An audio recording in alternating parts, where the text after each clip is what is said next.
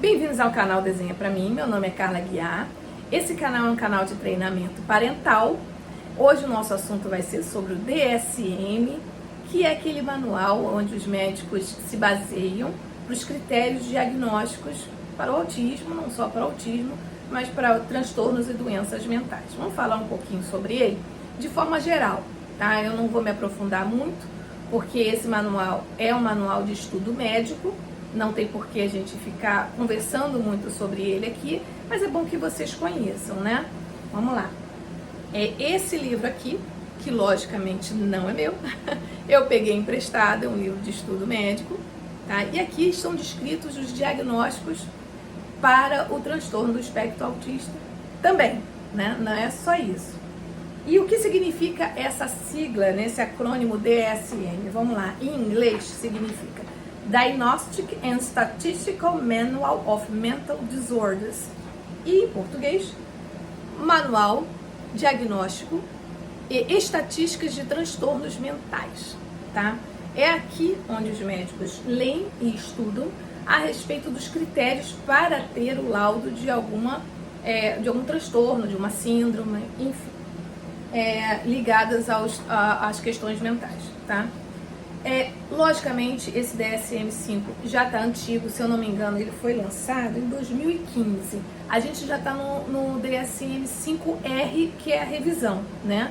Provavelmente, em pouco tempo, vamos ter aí o DSM-6, que é a versão 6, né? Então, aqui, logicamente, tem muitos critérios, né? E eu destaquei alguns que são os mais importantes para a gente, enquanto pais, para saber como isso se baseia. Por quê? Porque se a gente for ler isso tudo aqui, talvez fique um pouco muito complicado para explicar.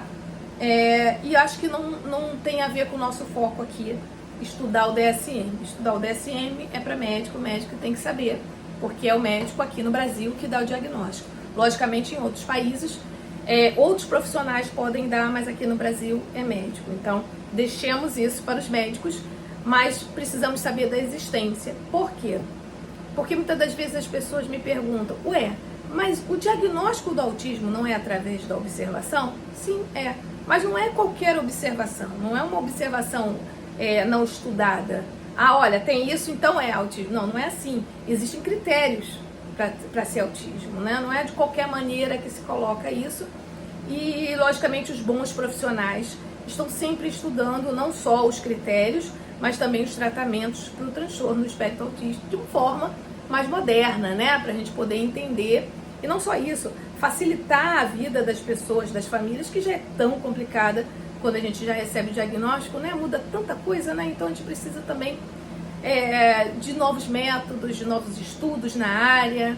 Enfim, aqui é a base para ter o diagnóstico do autismo, ok? Então eu destaquei algumas coisas aqui que eu venho estudando, que eu acho importante os pais saberem, porque é a partir disso que eles começam a fazer o estudo sobre o diagnóstico do autismo, tá?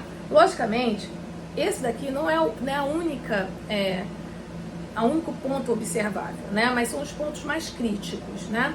Os demais nós precisamos fazer, logicamente, aqueles testes, né, que a gente faz em neuropsicólogo, não só isso, mesmo nas clínicas, onde os médicos fazem alguns protocolos para a gente poder entender, né, e categorizar as dificuldades da pessoa, tá? Então, assim, eu gostaria de deixar aqui bem claro que essa questão de diagnóstico, quando faz a pesquisa, é realmente complexo, porque pode ser autismo, pode ser autismo associado a outro transtorno, algum outro problema, alguma outra deficiência. Então, isso realmente precisa ser investigado. Mas, enquanto está sendo investigado, a gente trabalha os déficits, a gente não fica esperando. A gente procura ajuda e a gente já começa a tratar essas questões dos déficits, das perdas, das dificuldades que a criança tem, sempre se baseando, tá, nos marcos do desenvolvimento. Tá legal? Que depois a gente pode falar sobre isso no vídeo também. Hoje vamos focar um pouquinho aqui no DSM. E, para ser autismo, né, para ser considerado, nós temos vários critérios. Eu destaquei aqui alguns que são, para mim, os que chamam mais atenção e talvez os que os médicos se baseiam mais também para começar a investigação, né? Então, assim, eu separei entre A e B, tá? O A seria a comunicação social. Então eu preciso que 3 critérios desses que eu vou falar, que na realidade tem 3 aqui, sejam observáveis na pessoa que está sobre a investigação, tá?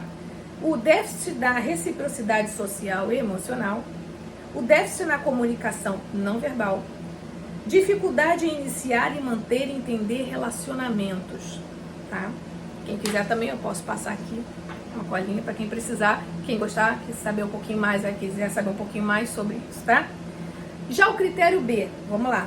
Padrão de comportamentos restritos, repetitivos e estereotipados. Precisa que a pessoa tenha 2 desses 4 que eu vou falar agora. Hiperfoco em temas específicos, estereotipias, que são aqueles movimentos, às vezes agitação, bateção de mão, alguma coisa assim, esfregando a mão. Enfim, estereotipia é muito particular, né? Mas é observável porque é um comportamento repetitivo. Problemas sensoriais de hiper ou hipossensibilidade, apego à repetição, gostar de ficar repetindo. Então, se tiver 2 desse daqui, mais os 3 de cima, a gente já considera autismo. Mas, por questões de investigação, há de se fazer outros testes para se saber o nível que esses déficits estão, para a gente também saber qual intervenção fazer. Porque a intervenção ela é muito baseada nas dificuldades, nos déficits que a criança tem. Além desse DSM, os médicos também usam o que a gente chama de CID. Vocês já devem ter ouvido falar, porque quem tem um laudo sabe que lá no receituário está escrito CID, aí tem um código. Aquele código, né, mudou esse ano, agora é CID-11, antes a gente usava o CID-10. O CID-10 era um diagnóstico mais, era um código mais genérico, né, e esse CID-11 agora ele é mais específico, tá? Depois a gente pode falar sobre eles aqui. Também de uma forma muito generalizada, não é de uma visão médica, uma visão realmente para dar uma ideia para vocês, tá? E esse CID é justamente para ter essa classificação, porque sem o CID a gente não consegue, por exemplo, os direitos dos nossos filhos, né? A gente não consegue ir nas escolas, no plano de saúde, todas as requisições tem que ter esse CID, né? Então, além de obedecer todos os critérios necessários ali descritos no DSM, também tem que ter o CID, porque é o CID que vem pra gente, é o CID que a gente usa nas instituições pra gente abrir o caminho para o tratamento do nosso filho. Bom, eu não sei se eu consegui ser claro o suficiente, porque eu tentei resumir aqui. Lógico, isso aqui é um estudo muito mais profundo, mas eu trouxe de uma maneira para que vocês possam entender que não é só a observação. É a observação, mas a obediência, né, em relação aos critérios. Existe critério, não é assim, só observar, isso aí é autismo. Não, não é assim. O médico estuda a respeito, né, e a partir dessas observações, ele diz, oba, tá na hora da gente resolver aí, começar a investigar sobre autismo. Mas será que é só autismo? Aí como é que a gente vai saber? Aí se submete aos outros testes, nós temos vários testes, vários protocolos, e em cima disso é que a gente vai começando a classificar, né, o nível de suporte da criança. Então, eu espero que tenha ficado claro. Se não ficou claro, ponha aí suas perguntas. E vamos estudar a respeito disso, com certeza, mas de uma forma de família, né? De pai, de mãe, de uma forma parental, uma forma que a gente precisa entender, mas não discutir esse termo porque não somos médicos, mas precisamos ter o conhecimento de que ele existe, né? Ele existe, não é feito de qualquer maneira, e não é porque eu acho que é um critério para ter o diagnóstico, não é assim. Né? E também não basta ter somente um daqueles que eu descrevi para dizer que é autismo. Então pode ser apenas um atraso, né, no desenvolvimento, pode ser um atraso de desenvolvimento mais uma deficiência, né, um déficit intelectual, pode ser questões de TDAH, tem tantas outras questões a serem investigadas, né? E então é isso, gente. Então vamos até qualquer dúvida, deixa aí, a gente vai conversando. Eu espero que tenha ajudado com esse vídeo. Até a próxima, se Deus quiser.